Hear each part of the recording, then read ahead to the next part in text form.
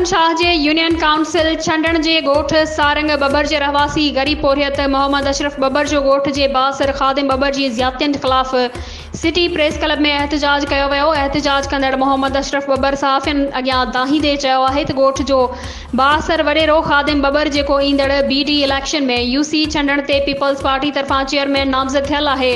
गुज़िरियल राति मुंहिंजे दर ते वोट लाइ आयो हुयो। वोट ॾियण खां इनकार करण ते पंहिंजनि साथियुनि समेत मुंहिंजे मथां ॾमरजी पियो ऐं मौतमार धमकियूं ॾींदा रहिया। हुन IG Sindh, DIG Hyderabad, chairman Peoples Party Bilawal Bhutto Zardari, SSP Dadu खां मुतालबो कयो आहे त बासरनि ख़िलाफ़ कार्रवाई कई वञे, मूं सां इंसाफ़ कयो वञे।